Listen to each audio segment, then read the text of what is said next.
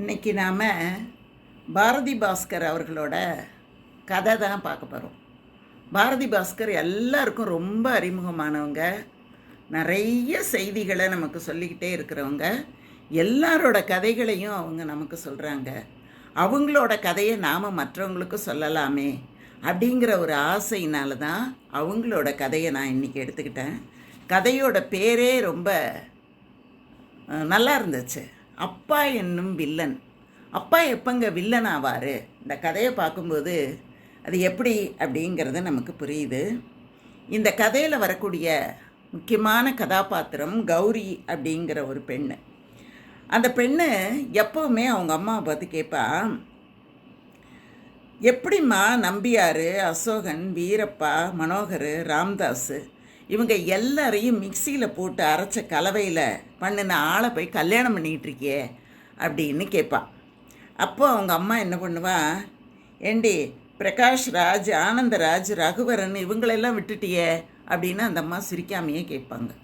அந்த மாதிரி இத்தனை பேரோட கலவையாக அவங்க அம்மாவும் இவ்வளவும் பேசுகிற மாதிரி ஒரு அழகான ஒரு உரையாடலை கொடுத்துருப்பாங்க. அந்த மாதிரி தான் அந்த கௌரி அவங்க அப்பாவை சொல்லிகிட்ருக்கா. ஒரு வில்லனாவே தான் அவன் சொல்லிகிட்ருக்கா. அந்த பெண்ணுக்கு மிகச்சிறந்த இளம் நிர்வாகி அப்படிங்கிற ஒரு விருது வழங்க போகிறாங்க. அந்த விருது வழங்கிறதுக்காக இவ வீட்டிலேருந்து புறப்படும்போது அந்த விருதுக்காக 50 பேர் போட்டி போடுறாங்க. 50 பேரில் இவளை தேர்ந்தெடுத்திருக்கிறாங்க. இவளோட வெற்றியை பற்றி எக்கனாமிக்ஸ் டைம்ஸ் ரொம்ப அழகாக எழுதியிருந்தது. சரி அப்படின்னுட்டு இவங்க அந்த விருது வாங்கிறதுக்கு புறப்படும்போது அவங்க அம்மாட்ட கேட்குறா, அம்மா ரெடியா அப்படின்னு கேட்குறா. அவங்க அம்மாவும் பட்டு புடவையை கட்டிக்கிட்டு ரெடியாக, இவ்வளோ ரொம்ப சிம்பிளாக ஆனால் அதே சமயத்தில் ரொம்ப அழகாக ஒரு அரக்கு கலரில் பாலிகாட் புடவை கட்டிக்கிட்டு ஒரு முத்து தோடு ஒன்று போட்டுக்கிட்டு லைட்டாக ஒரு பர்ஃப்யூம் அடிச்சுக்கிட்டு புறப்பட்டு வரா. அப்படியே அவங்க வெளியில் வரும்போது பார்த்தா அவங்க அப்பாவும் வெள்ளை வேஷ்டி சட்டையோட ரொம்ப அழகாக நிற்கிறாரு. உடனே இவளுக்கு ஒரே ஆச்சரியம், அப்பா நீங்களுமா வரீங்க அப்படின்னு கேட்கும்போது அவளுக்கு ரொம்ப மகிழ்ச்சியாக இருக்கு அவங்க அப்பா தலையாட்டுறது. கௌரி எந்த நிகழ்ச்சிக்கும் அவள் பரிசு வாங்குகிற நிகழ்ச்சிக்கு அவங்க அப்பா வந்ததே கிடையாது, வரவே மாட்டார். அவளுக்கு பெஸ்ட்டு அவுட்கோயிங் ஸ்டூடெண்ட்டு அப்படிங்கிற பரிசெல்லாம் பள்ளிகளில் கிடச்சிருக்கு, பல்கலைக்கழகத்தில் மெடல் கிடச்சிருக்கு. அப்போல்லாம் இவள் கூப்பிடும்போது அவங்க அப்பா என்ன சொல்வார்னா, இதை விட பெருசாக நீ பரிசு வாங்குவாம்மா, அப்போ நான் வர்றேன் அப்படின்னு சொல்லிடுவார். அவங்க அப்பா யார் அப்படின்னா, ஒரு கல்யாண சமையல் மற்றும் இந்த கான்ட்ராக்டர், அந்த கல்யாண சம்மந்தமாக கான்ட்ராக்டர் வேம்பு ஐயரோட கோஷ்டியில் தான் அவர் வேலை பண்ணிகிட்ருக்காரு. அப்படி இருக்கும்போது இவன் என்ன பண்ணுவா, இவளோட வீடும் ரொம்ப சாதாரணமான ஒரு குண்டு பல்பு எரியக்கூடிய ஒரு சின்ன வீடு. அந்த வீட்டில் இவள் உட்காந்துட்டு படிச்சுட்டு இருக்கும்போது அவங்க அப்பா என்ன பண்ணுவார், ஜாங்கிரி, லட்டு இதையெல்லாம் கொண்டு வந்து கௌரிகிட்ட கொடுத்து, ரொம்ப சாப்பிடாத, கொஞ்சமாக சாப்பிடு, ஸ்கூலுக்கு மட்டம் போட்டுறாத அப்படின்னு சொல்லுவார். அதாவது அவளுக்கு கொஞ்சம் உடம்பு முடியலனாலும் பள்ளிக்கூடம் போயிடாமல் இருந்துருவாளோ அப்படிங்கிற ஒரு எண்ணம் அவரோட மனசில் இழைய ஓடிக்கிட்டே இருக்கும். சில சமயங்களில் அவளோட கூட படிக்கிற தோழிகள்லாம் கோல புத்தகம் வாங்கி கோலம் போடுறத பார்த்துட்டு எனக்கும் ஒன்று வேணும்ப்பா அப்படின்னு கேட்கும்போது அவங்க அப்பா சொல்வார், ஐயய்ய இதா உனக்கு வேணும், நீ இந்த மாதிரியெல்லாம் இதெல்லாம் பேசிக்கிட்டு இப்படியெல்லாம் நீ பண்ணக்கூடாது. ரீடர்ஸ் டைஜஸ்ட் அந்த பத்திரிக்கை படிச்சின்னா நாலெட்ஜ் வளரும். அந்த புத்தகம் ரொம்ப நல்ல புத்தகம்னு நான் சமையல் செய்ய போன இடத்துல எல்லாம் சொல்லிக்கிட்டாங்க. நல்ல இங்கிலீஷ் நல்லா வருமா அந்த புத்தகத்தை நீ படிச்சின்னா. அதனால் நான் என்ன பண்ணேன், என்னோடய வாட்சை விற்றுட்டு 6 மாதத்துக்கு சந்தா கட்டிட்டு வந்துட்டேன் அப்படின்னு அவர் சொல்லுவார் இந்த கோல புத்தகம் கேட்கும்போது. அந்த மாதிரி இவள் 10ஆம் வகுப்பு கௌரி முடித்த பிறகு டைப்ரைட்டிங், ஷார்ட் ஹேண்டு இதெல்லாம் போகிறேன் அப்படின்னு சொல்லும்போது அப்போ அவர், இதுக்கு எல்லோரும் தான் போகிறாங்க, நீ என்னத்துக்கு போகணும், 4 பேர் சொல்லி நீ நோட்ஸ் எடுக்கணுமா என்ன, அப்படியெல்லாம் ஒன்றும் வேண்டாம், நீ ஆடிட்டராக சிஏ படிப்பாங்கள்ல அந்த மாதிரி படிப்பு, +2 முடித்த உடனே நேராக போகலாம் அப்படின்னு சொல்கிறாங்க. சிபிடி பரீட்சை எழுதணுமா, நீ என்ன பண்ணுற, இப்போலேருந்தே அதுக்காக ஒன்று நீ தயார் பண்ணு, அதுக்காக படி.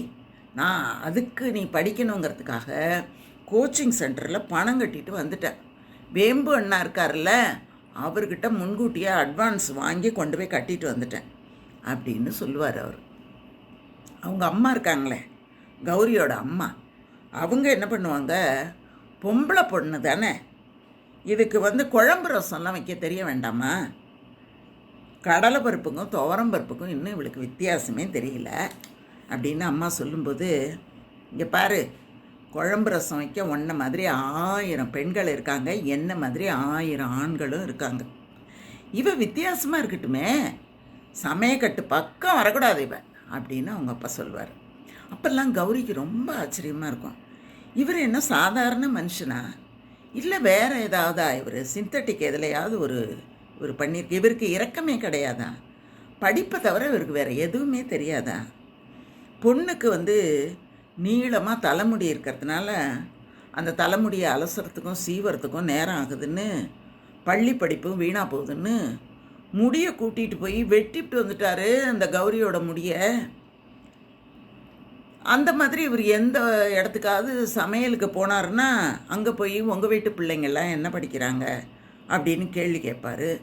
எதை படித்தா நல்லது அப்படின்னு கொஞ்சம் எழுதி கொடுங்களேன், என்ன எனக்கு சொல்ல தெரியாது, நீங்கள் கொஞ்சம் எழுதி கொடுத்தீங்கன்னா நல்லாயிருக்கும்ல அப்படின்னு சொல்லிட்டு வாங்கிட்டு கொடுப்பாரு. கொடுத்துட்டு இதெல்லாம் நீ படிக்கணும் அப்படிம்பாரு. அதுக்கப்புறம் கௌரிக்கிட்ட என்ன சொல்லுவார்னா, நீ ஆடிட்டர் ஆகணும், இல்லைன்னா பேங்க் அதிகாரி ஆகணும், இல்லைன்னா என்ஜினியர் ஆகணும், இதுதான், நீ வேறு எதுவும் ஆகணும்னு நினைக்காத, இது 3 தான் உனக்கு அப்படின்னு சொல்லுவார். கௌரி ஃபஸ்ட் ரேங்க் தான் வாங்குவாள். ஃபஸ்ட் ரேங்க் வாங்கிட்டு வந்தால் கூட மார்க் எத்தனை அப்படின்னு கேட்பார். 85%. என்ஜினியரிங் காலேஜ் வாசலை கூட கூட்டி பெருக்கிறதுக்கு உனக்கு அனுமதி கிடைக்காது. நீ எந்த குளத்தில் பிறந்திருக்கேன்னு ஞாபகம் இருக்கா? 95 மார்க்குக்கு குறைஞ்சேன்னா உனக்கு ஒன்றும் பண்ண முடியாது அப்படின்னு சொல்கிறது மட்டும் இல்லாமல் அப்பப்போ அதை பற்றி குத்தி காட்டிக்கிட்டே இருப்பார். இரவு நேரத்தில் கௌரி உட்காந்து படிக்கும்போது இவர் அவள் பக்கத்துலேயே உட்காந்துக்கிட்டு அவள் படிக்கிறதையே கவனிச்சுக்கிட்டு உட்காந்துருப்பார். அப்போ இவளுக்கு ஒரு மாதிரி கஷ்டமாக இருக்கும். அப்போ அவள் என்ன சொல்வா, ஏன்பா உன்னோட இருக்கிறவங்கெல்லாம் சினிமாவுக்கு போகிறாங்க, சீட்டாட போகிறாங்க, நீ ஏன்பா இப்படி உட்காந்துருக்க அப்படின்னு கேட்டவுடனே, எனக்கு எல்லாமே நீ தான், சினிமாவும் நீ தான், சீட்டாட்டமும் நீ தான், என்னோடய பொழுதுபோக்கும் நீ தான், எனக்கு எல்லாமே நீ தான், அதனால் நான் உங்ககிட்ட தான் உட்காந்துருப்பேன் அப்படின்னு சொல்வார். இவளுக்கு எப்படியாவது இவளை படிக்க வைக்கிறதுக்கு யார் காலில் வேணாலும் விழறதுக்கு அவர் தயாராக இருப்பார். அந்த அளவுக்கு இவளை படிக்க வைக்கணுங்கிறதுல அவருக்கு ஆசை ரொம்ப அதிகம். அதுக்கப்புறம் என்னாச்சு, படித்து முடித்ததுக்கப்புறம் +2 முடித்ததுக்கப்புறம் அவர் சொன்னார், நீ சிஏ படிக்கணும், இல்லை கம்ப்யூட்டர் படிக்கணும். கம்ப்யூட்டர் இப்போ எல்லோரும் படிக்கிறாங்க, அதனால் நீ என்ன பண்ணு, சிஏ படிப்புக்கு படி, அதை ஒரு பக்கம் படிச்சுக்கோ, ஈவினிங் காலேஜ் ஒரு பக்கம் போய்க்கோ அப்படின்னு சொல்லி மாலை நேர கல்லூரியில் அவளை சேர்த்து விட்டுட்டு சிஏ படிப்பையும் படிக்க சொல்கிறார் அவர். அந்த நேரத்தில் திடீர்னு கௌரிக்கு என்ன வந்தது,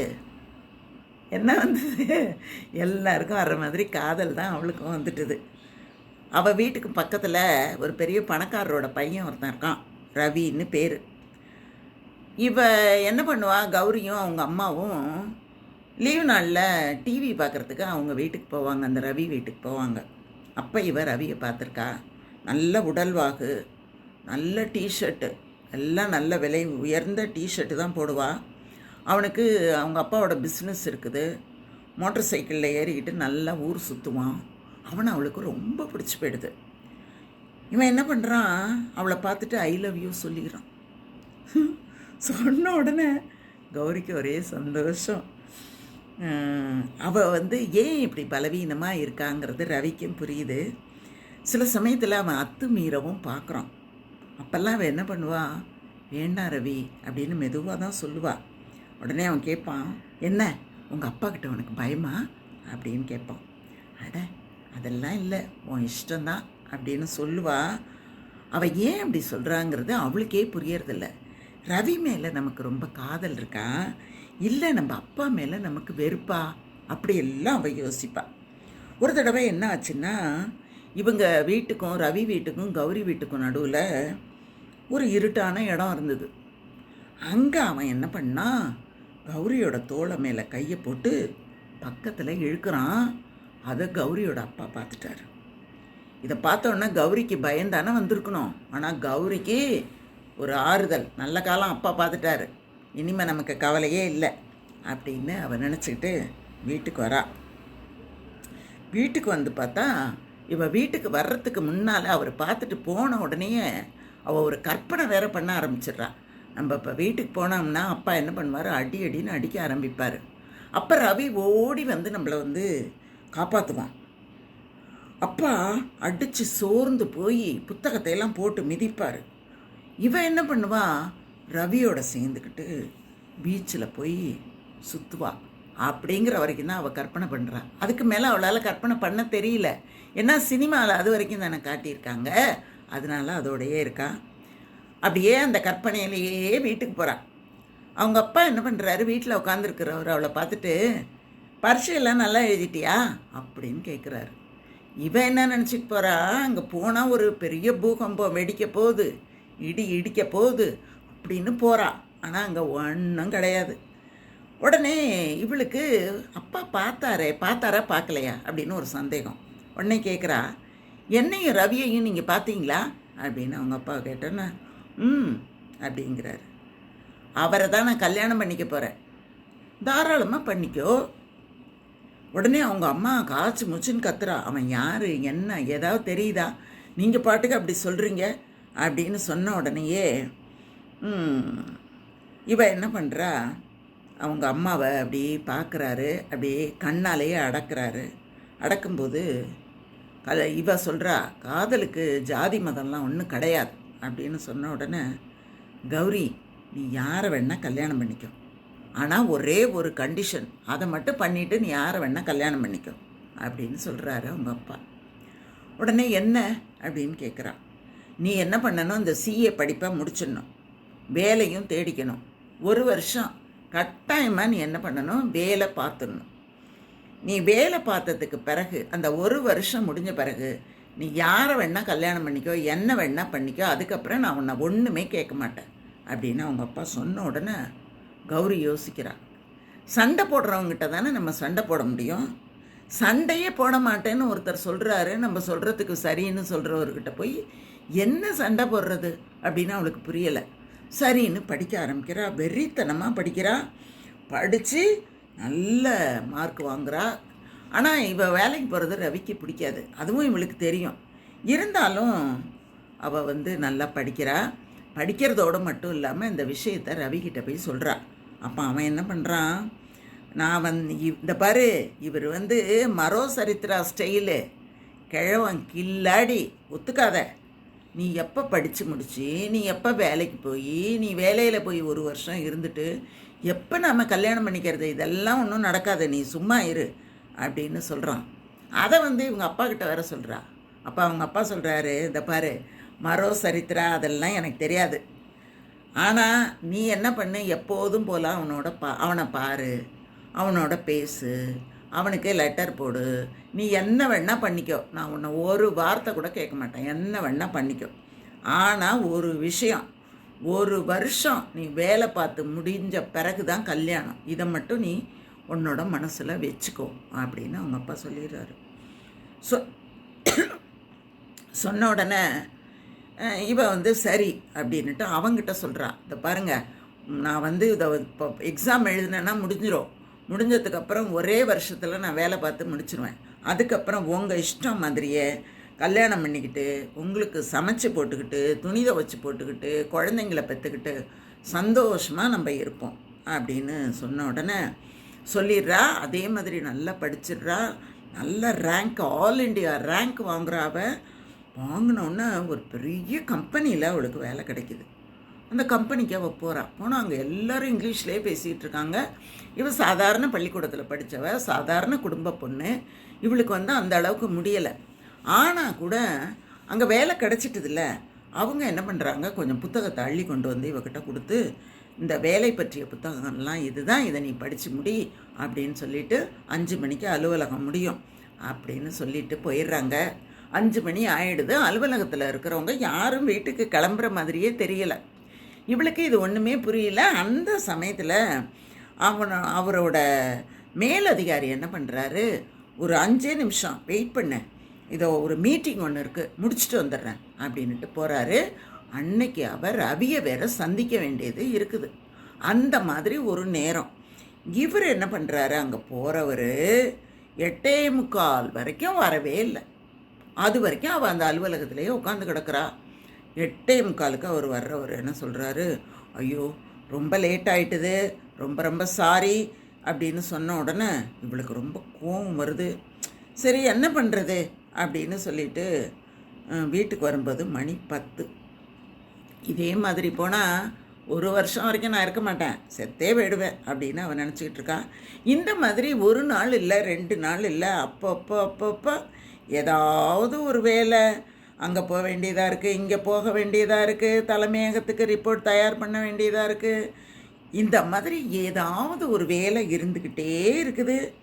சாயங்காலம் 5 மணிக்கு அவளால் அவனை போய் பார்க்கவே முடியல. ஏன்னா 5 மணிக்கு அவள் அலுவலகத்தை விட்டு வெளியிலேயே வர முடியல. உடனே அவனுக்கு ரவிக்கு ரொம்ப கோவம் வருது. இது வரைக்கும் நீ எத்தனை தடவை சொன்ன, என்னைக்காவது பார்த்தியா, இந்த 1 மாதத்தில் ஒன்றுமே கிடையாது. அதனால் நீ என்ன பண்ணு, 5 மணிக்கு மேலே அவன் என்ன பண்ணுறான், இந்த பொம்பளைங்களை வச்சுக்கிட்டு அப்படி இப்படின்னு கண்டபடி பேசுகிறான். இவளுக்கு என்ன சொல்லி புரிய வைக்கிறது அப்படின்னு இவளுக்கு தெரியவே இல்லை. இதே மாதிரியே அவளுக்கு போய்கிட்டே இருக்குது. அந்த நேரத்தில் அவன் என்ன பண்ணுறான், அவன் சொல்கிறான், அந்த பாரு, உனக்கும் எனக்கும் கல்யாணம் பண்ணி கொடுக்கறதுக்கு உங்கள் அப்பா ஒத்துக்கிட்டார்ல, பேசாமல் நீ விட்டுட்டு வேலையை விட்டுட்டு வந்துரு அப்படின்னு சொன்ன உடனே அவள் சொல்கிறா, அப்படியெல்லாம் வர முடியாது, நான் எங்கள் அப்பாட்ட என்ன சொன்னனோ அதை செஞ்சு முடிச்சுட்டு நல்ல பேர் வாங்கிக்கிட்டு தான் அந்த அலுவலகத்துலேருந்து நான் வெளியில் வருவேன், அது வரைக்கும் வர முடியாது அப்படின்னு சொல்லிட்டு அவள் வேலை பார்க்குறான். அதுக்கப்புறம் என்ன ஆகிடுது, தொடர்ந்து அவள் வேலை பண்ணிகிட்டு இருக்கும்போதே அவங்க அப்பாவே ஒரு தடவை என்ன சொல்கிறாரு, இந்த பாரு, அவன் வேறு கல்யாணத்துக்கு ஏற்பாடே பண்ணிவிடுவான் போல இருக்கு, நீ வேலையை விட்டுரு அப்படின்னு சொல்கிறான். அவள் முடியவே முடியாது அப்படின்னு சொல்லிடுறா. அதுக்கப்புறம் இவன் என்ன சொல்கிறான், எனக்கு ஒரு விஷயம் தெரியுது, உங்கள் அப்பா உன்னோட சம்பளத்துக்கு ஆசைப்பட்டுக்கிட்டு தான் இப்படியெல்லாம் இருக்கார் அப்படின்னு சொன்ன உடனே அவள் சொல்கிறா, அவள் நினச்சிக்கிறா, இவன் ஏன் இப்படியெல்லாம் பேசுகிறான், இவர் இவ வாங்கி கொடுத்த அந்த டிவியை கூட அவர் பார்க்குறது கிடையாது, இவ வாங்கி போட்ட டைனிங் டேபிளில் கூட அவள் உட்காந்து சாப்பிட்றது கிடையாது. இந்த மாதிரி இருக்கும்போது நம்ம அப்பாவை பற்றி இவர் இப்படியெல்லாம் பேசுகிறாரு அப்படின்னு அவளுக்கு கோபம் தாங்க முடியல. உடனே இவன் என்ன பண்ணுறா, அவங்ககிட்ட கோவப்பட்டுட்டு வெளியில் வரா. 1 வாரம் தான் இருக்குது அவனுக்கு கல்யாணம் வர்றதுக்கு. சரி அப்படின்னுட்டு அந்த இதை வாங்கி வச்சுக்கிறா. ஆனால் அவள் தூக்கி குப்பையில் போட்டுடுறான். குப்பையில் போட்ட உடனே அதுக்கப்புறம் என்ன பண்ணுறாரு, அவங்க அப்பா சொல்கிறாரு, அம்மா நான் வேணா அவங்ககிட்ட போய் பேசுகிறேம்மா அப்படின்ன உடனே, வேண்டாப்பா வேண்டாம், நீங்கள் ஒன்றும் பேச வேண்டாம், நீங்கள் வீட்டுக்கு போங்க அப்படின்னு சொல்லிட்டு இவள் போயிடுறான். அதுக்கப்புறம் அந்த அலுவலகத்திலேயே நல்லா வேலை பார்க்குறா. 1 வருஷம் முடிஞ்ச உடனே இவர் இன்னும் பதவி உயரணும் அப்படின்னு இவ ஆசைப்படுறா. அப்போது அவங்க அப்பா சொல்கிறாரு, நான் வேலைக்கு சேர்ந்த புதுசில் இந்த வேம்பு ஐயர் என்னை கொஞ்சம் ஒரு மாதிரி தான் நடத்துவார், ஆனால் அவரை எப்படியாவது நாம் டாமினேட் பண்ணி நாம் முதன்மையானவர்கள் முக்கியமானவர்கள்னு உணர்த்தணும்னு நான் நினச்சேன். அவர் எதில் வீக்காக இருக்கார் அப்படின்னு எனக்கு தெரியும் போது அவர் ஸ்வீட் செய்கிறதுல தான் வீக்குன்னு எனக்கு தெரிஞ்சுது. அதை நான் ரொம்ப நல்லா செய்ய ஆரம்பித்ததுக்கப்புறம் எல்லாமே அவர் என்ன கேட்டு தான் ஏற்பாடு பண்ண ஆரம்பித்தார். அந்த மாதிரி நீ ஒரு முக்கியமான நபராக உன்னுடைய அலுவலகத்தில் இருந்தீன்னா ரொம்ப சிறப்பாக இருக்கும் அப்படின்னு அவர் சொல்லி கொடுக்குறாரு. உடனே இவ்வளோ என்ன பண்ணுறா, அவர் எந்தெந்த விஷயத்தில் வீக்கு அப்படின்னு பார்க்குறா. பார்த்த உடனே லீகல் விஷயம் அதில் தான் அவர் கொஞ்சம் வீக்காக இருக்கார் அப்படின்னு தெரியுது. அதுக்கப்புறம் அதில் அவர் ரொம்ப திறமசாலியாக வந்துடுறா. வந்ததுக்கப்புறமா என்ன ஆகுதுன்னா, மேலே மேலே அவள் சிறப்படைகிறா. அதுக்கப்புறம் இந்தியாவில் மிக சிறந்த இளம் நிர்வாகி அப்படிங்கிற போட்டியில் அவள் கலந்துக்கிறா. அவளுக்கு பரிசு கிடைக்கிது. அந்த பரிசை வாங்கிறதுக்கு தான் பிஸ்னஸ் வேர்ல்டு அப்படிங்கிற பத்திரிக்கையில் பேட்டி எடுக்கிறாங்க. அப்போ கேட்குறாங்க, மிஸ் கௌரி, இவ்வளவு பெரிய வெற்றிக்கு பின்னால் குடும்பத்தில் முன்னோடிகள் யாராவது இருக்கணுமே. உங்கள் அப்பா ஆடிட்டரா, பேங்க் அதிகாரியா, என்ஜினியரா அப்படின்னு கேள்வி கேட்குறாங்க. கௌரி சொல்கிறா, எங்கள் அப்பா சமையல்காரர். ஆனால் நம்பியார், அசோகன், வீரப்பா இவங்களெல்லாம் மிக்சியில் போட்டு அடித்த ஒரு வில்லன் அப்படின்னு அவ சொல்கிறா. என்ன அப்படின்னு மறுபடியும் கேட்கும்போது அவர் ஒரு சமையல்காரர் தான் அப்படின்னு அவள் மறுபடியும் அதை ரொம்ப அழுத்தம் திருத்தமாக சொல்கிறா. அதுக்கப்புறம் ரெண்டாவது ஒரு கேள்வி கேட்குறாங்க. இந்த விருதை வாங்கிறதுக்கு 49 பேர் போட்டி போடுறாங்க. அவங்கக்கிட்ட இல்லாத ஒன்று உங்ககிட்ட என்ன இருக்குது அப்படின்னு கேட்கும்போது எங்கள் அப்பா இருக்கார் அப்படின்னு அவள் சொல்கிறா. அந்த பெருமிதத்தோடு அந்த கதையை அவங்க முடிச்சிருக்காங்க. ரொம்ப ரொம்ப ஒரு அழகான கதை. அவங்க எப்போவுமே இந்த மாதிரி எது பேசினாலுமே அதில் முத்தாய்ப்பாக மிக மிக சிறந்த ஒரு விஷயத்தை அவங்க பேச்சில் இருந்தாலும் சரி, அவங்க சொல்லக்கூடிய கதைகள்லையும் அவங்க உணர்த்துவாங்க. அவங்களோட கதையை நான் சொல்லணும் அப்படிங்கிற ஒரு ஆர்வத்தில் இந்த கதையை சொல்ல ஆரம்பித்தேன். எல்லாருக்குமே பின்புலமாக அப்பா அம்மா இவங்க எல்லாரும் இருக்கும்போது தான் அது அப்பாவினுடைய சொல்லை கேட்டு நடந்த அந்த பொண்ணு இடையிலே காதல் வந்துட்டுதுன்னு ஓடி போயிருந்தால் அவளோட வாழ்க்கை வேறு மாதிரி ஆயிருக்கும். தன்னுடைய அந்த படிப்புலையும் தன்னுடைய தொழிலையும் தன்னுடைய அப்பா சொன்ன வார்த்தையிலையும் அவள் நம்பிக்கை வைத்து அவள் செயல்பட்டதுனால சிறந்த இளம் நிர்வாகி அப்படிங்கிற பேர் அவளுக்கு கிடச்சிது. இந்த கதையை படிக்கும்போது எனக்கு ரொம்ப கண்களில் கண்ணீரே வந்துட்டுது. அந்த மாதிரி ஒரு அற்புதமான கதையாக இருந்தது. கதையாசிரியர் பாரதி பாஸ்கர் அவர்களுக்கு என் மனமார்ந்த நன்றியை இந்த நிகழ்ச்சியில் நான் தெரிவிச்சுக்கிறேன். ரொம்ப நன்றி. தொடர்ந்து கதையை கேளுங்க. வணக்கம். வாழ்க வளமுடன்.